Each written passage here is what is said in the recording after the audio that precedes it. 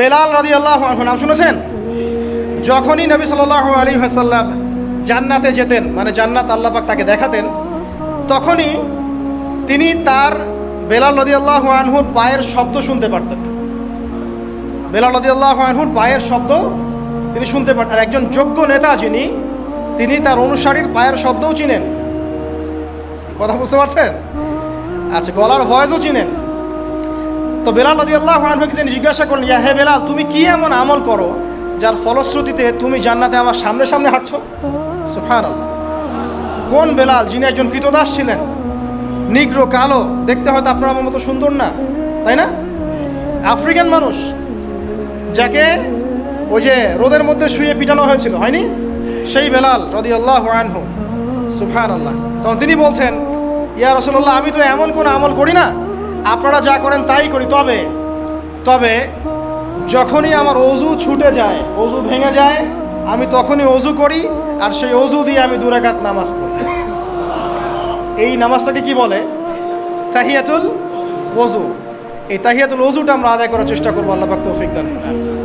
আরেকটা আছে তাহিয়াতুল মসজিদ। দেখবেন অনেকেই মসজিদে আসি আমরা ধাপ করে বসে পড়ি, তাই না? আসলে কিন্তু মসজিদে এসে 2 রাকাত নামাজ পড়ে বসা সুন্নাত। মসজিদে একটা হক আছে, মসজিদে আসলেন, 2 রাকাত নামাজ পড়লেন, সংক্ষিপ্ত আকারে পড়লেন, পড়ে বসবেন, এটা করা উচিত। আল্লাহ পাক তৌফিক এনায়েত করুন, আমিন। এরপরে আসেন, এই 10 দিন কি করব আমরা? এগুলোর পাশাপাশি বেশি বেশি তাকবীর দিবেন। তাকবীর মানে আল্লাহু আকবার, আল্লাহু আকবার, লা ইলাহা ইল্লাল্লাহ, আল্লাহু আকবার, আল্লাহু আকবার, ওয়ালিল্লাহিল হামদ। সাহাবীদের মধ্যে আবু হুরায়রা রাদিয়াল্লাহু আনহু, আব্দুল্লাহ ইবনে আব্বাস, আব্দুল্লাহ বিন ওমর, এই বিখ্যাত সাহাবীরা যখন এই 10 দিনে উপস্থিত হতেন, তারা বাজারে গেলেও তারা বাজারে গিয়ে তাকবীর দিতেন জোরে জোরে। অন্য সবাই শুনে সবাই তাকবীর দিত, তাহলে সমস্বরে তাকবীর হতো। এই সুন্নাহটা চালু করা যেতে পারে। আল্লাহ পাক আমরা সবাইকে তাকবীর দেওয়ার তৌফিক দান করুন, আমিন। এরপর এই 10 দিন আমরা বেশি বেশি যে কাজটা করার চেষ্টা করবো সেটা হলো তওবা। বেশি থেকে বেশি তওবা করার চেষ্টা করা উচিত। আর তওবা মানে শুধু আস্তাগফিরুল্লাহ ওয়া আতুবু ইলাইহি পড়া নয়। তওবার 2টো ভাগ আছে। কবিরা গুনার জন্য একরকম তওবা, আর সগীরা গুনাহ এমনি এমনি মাফ হয়ে যায়। সগীরা গুনার জন্য একটা সগীরা গুনাহ হয়েছে, আপনি একটা ভালো কাজ করলেন, আগের গুনাহ মাফ। একটা গুনাহ হয়েছে, আপনি ওযু করলেন, চোখের হাতের সব গুনাহ মাফ। একটা গুনাহ হয়েছে, আপনি সদকা করলেন, গুনাহ মাফ।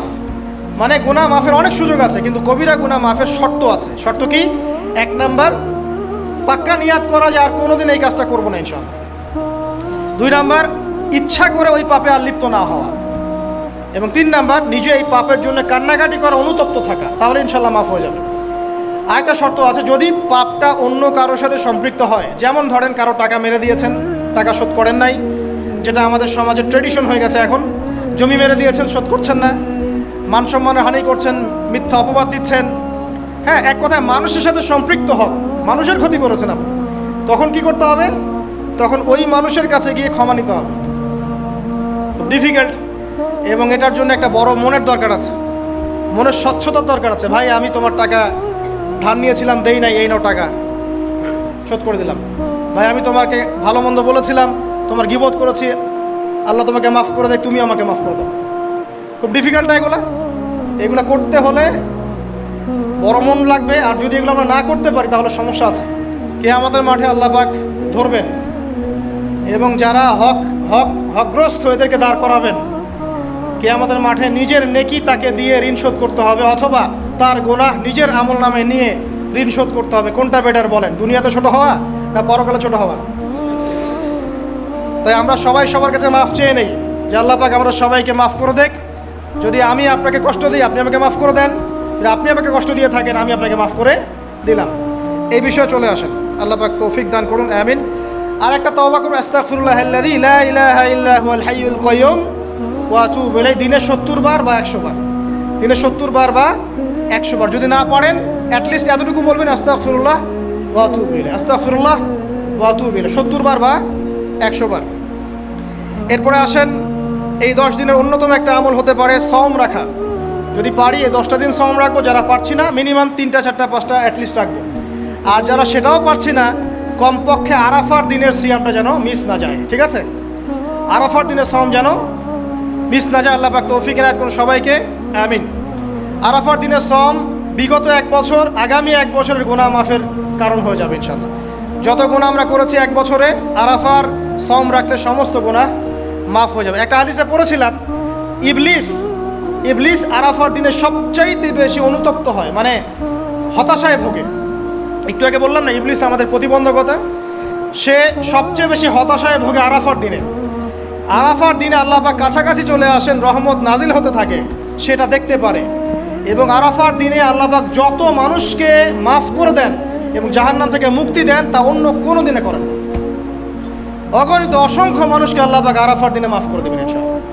অতএব এই দিন সম রাখতে হবে। কারা সম রাখবে? যারা হজ করছে না তারা রাখবে, মানে আমরা যারা হজ করতে যেতে পারিনি এবার তারা রাখবো ইনশাআল্লাহ তাআলা। এছাড়া বেশি বেশি সম রাখার চেষ্টা করা উচিত এই 10 দিন। ফজিলত একটা হাদিস একটু আগে বলেছি, একটা সম আপনার কি হবে? 1 বছর সমের নেকি পাওয়া যাবে ইনশাআল্লাহ তাআলা। হজ এবং উমরা করা, যারা এই 10 দিনে হজ উমরা সুযোগ পেয়েছে তারা আল্লাহ পাকের মেহমান। আমরা দোয়া করবো আল্লাহ পাক তাদের সবাইকে সুস্থতার সাথে হজ করার তৌফিক দান করুন এবং আমাদেরকেও জীবনে অন্তত একটাবার হলেও মাকবুল হজ করার তৌফিক আল্লাহ পাক দান করুন, আমিন। এবং একটা হাদিস এসেছে, যে ব্যক্তি বিশুদ্ধভাবে হজ করতে পারে, মাকবুল হজ, মাবরুর হজ, সেই ব্যক্তি ওই দিনের মতো নিষ্পাপ হয়ে যাবে যেদিন তার মা তাকে প্রসব করেছিল। সুবহানাল্লাহ। আরও একটা কাজ আছে এই 10 দিনে, সেটা হলো ঈদুল আজহা এবং কোরবানি। ইনশাআল্লাহ তাআলা নেক্সট যে খুতবা আসবে সেই খুতবায় আমরা কোরবানি, এর মর্ম, এর গভীরতা, এর শিক্ষা নিয়ে আলোচনা করবো ইনশাআল্লাহ। তবে কোরবানির সামনে আছে, এই 10 দিনের মধ্যে আমরা পশু কিনবো। পশু কেনার সময় আপনি আপনার সামর্থ্যের সেরাটা কিনবেন এবং পশুকে কেন্দ্র করে কোনো রকম শো অফ করবেন না। আমারটা 1,60,000, আমারটা 1,80,000, কত ভাই এত, গলায় লটকিয়ে দেওয়া, এইসব কাজ করতে যাবেন না, ঠিক আছে? কিন্তু পশুকে আপনি মহব্বত করবেন, পশুকে নিজ হাতে খাওয়াবেন, পানি পান করাবেন, যাতে তার প্রতি আপনার মহব্বত সৃষ্টি হয়। এবং এই মহব্বতের প্রাণীটাকে আপনাকে কুরবানি দিতে হবে। মনে রাখবেন, যিনি কুরবানি দিচ্ছেন তিনি যেন একজন ইসমাইল আলাইহিস সালাম, যাকে কুরবানি দেওয়া হচ্ছে সে যেন যিনি কুরবানি দিচ্ছেন তিনি যেন একজন ইব্রাহিম আলাইহিস সালাম, আর যাকে কুরবানি দেয়া হচ্ছে সে যেন একটা ইসমাইল আলাইহিস সালাম। সবচেয়ে প্রিয় বস্তুটাকে কুরবানি করতে হবে। এই জন্যে আপনি আপনার সামর্থ্যের সেরাটা কিনবেন। এখানে অনেক মাসআলা আছে, আমি মাসআলাগুলো দিতে যাচ্ছি না। অনেক বড় বড় আলেম ওলামা আছেন, তাদের শরণাপন্ন হয়ে আপনারা এগুলোর মাসআলা নিয়ে নেবেন, ঠিক আছে? তবে আমি একটা বিষয় বলবো খালি, কুরবানিকে কেন্দ্র করে কোনো রকম রিয়া, অহংকার, লোক দেখানো কাজ করতে যাবেন এবং পরিবেশ দূষণ হয় এমন কোনো কাজ করতে যাবেন। জাস্ট ইসলামের সৌন্দর্য ফুটিয়ে তুলবেন, এর যে হক, মিসকিনের হক, আত্মীয়দের হক, এটা ঠিকঠাক মতো আদায় করবেন। এখানকার গোশত, রক্ত, মাংস কোনো কিছু আল্লাহর কাছে যাবে না, শুধুমাত্র আমার বিশুদ্ধ ইখলাসটাই আল্লাহর কাছে যাবে। অতএব এটা মনে রেখে কুরবানি করা উচিত। আল্লাহ পাক তৌফিক ইনায়াত করুন, আমিন। ইনশাআল্লাহ কুরবানির গভীর শিক্ষা সম্পর্কে আগামী জুমায় কথা হবে। আর সর্বশেষ কথা হলো যে এই কাজগুলো, কোরবানি বলেন, এই যে নামাজ, তাসবিহ, তাহলিল, কোরআন তেলাওয়াত, তাওবা, তাকবীর, সওম, এই যে কাজগুলো, এই কাজগুলো পারিবারিকভাবে এবং সামাজিকভাবে করার চেষ্টা করে, তাহলে ইসলামের সংস্কৃতি, হৃদ্যতা, ভালোবাসা ফুটে উঠবে। ইসলামের সৌন্দর্য অমুসলিমদের কাছে পরিস্ফুটিত হবে ইনশাআল্লাহ। দেখবেন এই সৌন্দর্য দেখে তারা ইসলামের পথে ফিরে আসবে ইনশাআল্লাহ। এবং আল্লাহ রাব্বুল আলামিন এই সুযোগটা কাজে লাগিয়ে আমরা যেন আমাদের বিগত গুনাহগুলো মাফ করিয়ে নিতে পারি, বেশি বেশি নেক আমল করতে পারি, এই 10টা দিন কাজে লাগাতে পারি। আল্লাহ পাক আমাদের সবাইকে সে তৌফিক ইনায়াত করুন, আমিন। আকুলু কওলি হাযা আস্তাগফিরুল্লাহ লি ওয়া লাকুম ওয়া লিসাইরিল মুসলিমিন। বারাকাল্লাহু লানা ওয়া লাকুম বিল আয়াতিল হাকীম।